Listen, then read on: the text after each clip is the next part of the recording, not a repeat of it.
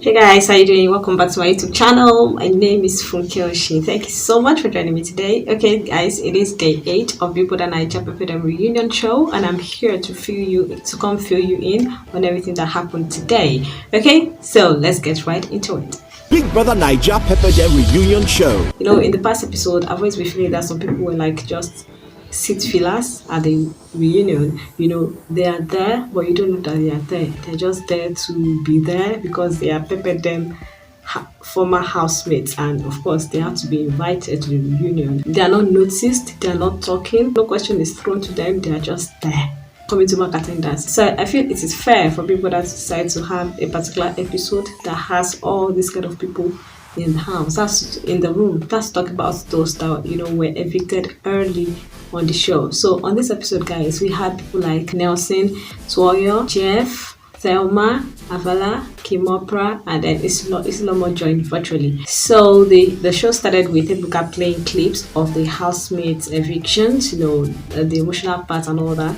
Toya said he was shocked that it was even because after calling the people that were evicted, 2 people already got evicted, so he felt he was safe already. He was like, worry people, thank you. Emotional already told him that worry people don't help you, you know, that Ford was already telling him that, guy, you're saved, only for him to hear that he was evicted. And even after he was evicted, when he heard that Sheyi and Omoshila were fake evicted and were in a room, that was expecting that big brother would take him to his own room until it dawned on him that he was truly evicted. So they said he was really shocked at his eviction. So some housemates were asked about whose eviction shocked them the most, and a majority of them mentioned Avala and Kim. So Ebuka asked Kim if she felt like she was overconfident, because some people felt that she might be rubbing off her confidence on them. Kim said she was really mad at her eviction. She was mad and surprised at her eviction, and she felt that there was definitely somebody outside,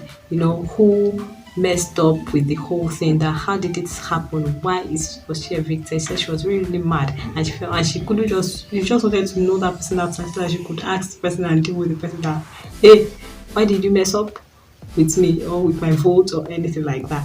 One Ebuka was saying that Kim might be overconfident that this might be rubbing off on people. You know, Avala was nodding her head in agreement, so Ebuka asked her why she was nodding her head. Then she said Kim felt like she was better than the other girls when she was in the house. Then the question was thrown to Islamo, asking Islamo how she felt about Kim. So Islamo said she felt intimidated by Kim in the house, and she didn't see Kim as a genuine person while in the house. Then Ebuka wanted to know what exactly she was trying to talk about. Then she said she had issues with Kim's accent. You know, basically, we know Kim has had this kind of confrontation a lot in the house, after the house, and even at the audition about her accent. We don't know where it's coming from. And even today while she was talking, at some point she was, you know, saying as teen, like, what is the teen? And I'm like, hey girl, where did you put your accent at this time? How would you say think? I think.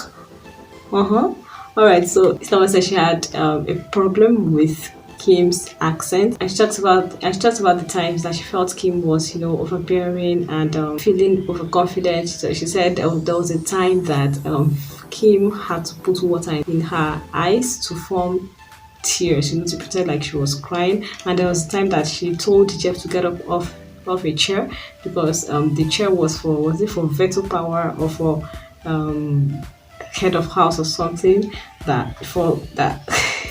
if she was the one and know that people were watching on international television, she wouldn't have stood up. So she felt that those things were uncalled for, and it was just Kim acting proud. So Kim said she thought she and Islamo were cool in the house, that she thought they were cool. So Ebuka asked that, okay, right now, what do you feel about her? And she said she could care less.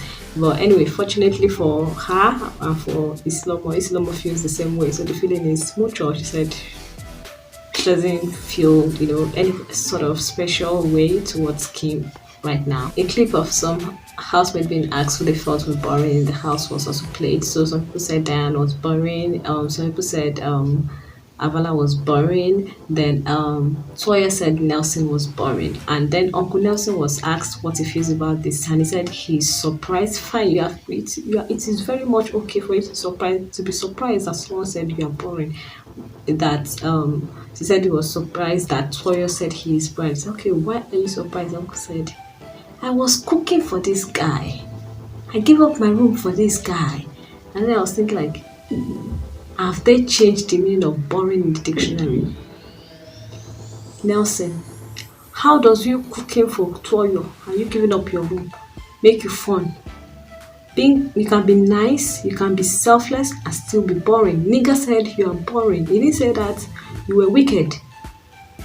So I was we keep saying like, this guy, so I'm surprised that my friend would say that I am boring. And even though I was trying to say that he wasn't trying to be, saucy about that. And Ibuka said you should be happy if your friend is telling you the truth, but he wasn't taking it. At this point, I was like, Nelson, I beg, shut up.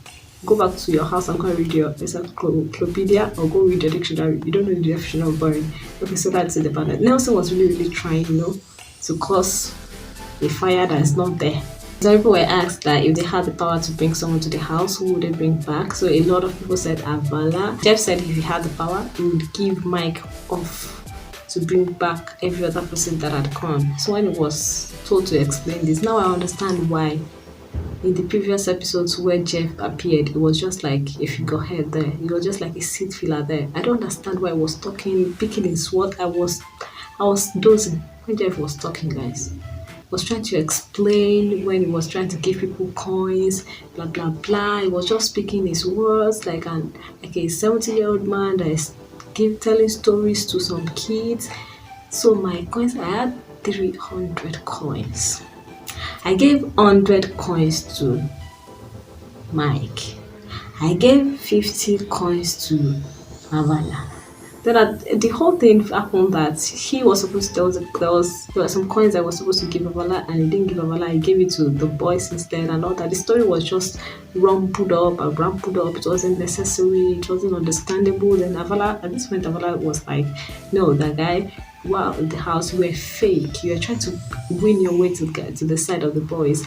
Then she just said, okay, now you feel like you were playing a game. Now, do you think you played your game right? Then Jeff was just looking at Avala said, you didn't play your games right because you got evicted. So if you had played it right, you wouldn't have been evicted as early as you were evicted.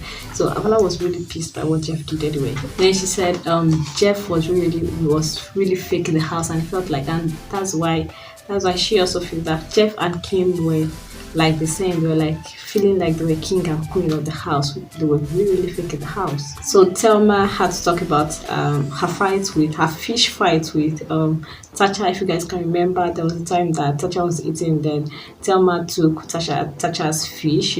Said she likes fish a lot. So we wind it back to then. She said that her fight with Tacha actually really affected her and messed her up somehow. Because she said Tacha had fans before the house.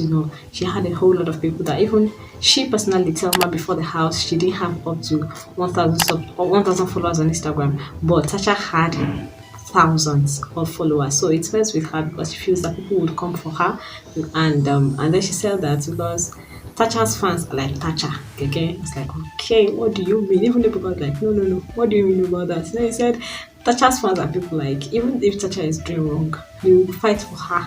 They will be blinded and fight for her no matter what. So at this point, guys, this episode was just there. So just there. Nothing except they were really trying to bring supposed to bring fire, but there was no fire. It was like a test run. You should have made it episode 1. Not when there was fire. We just quenched it down. Not with Omashola and Messi's epic episode yesterday. We now give us this one today. Anyway, so that's it about it. And guys, this is the final episode for this week. So I'm wondering what happened to the other, to the other part of the trailer where they showed us this week on Bbnaija Pepperdem Reunion.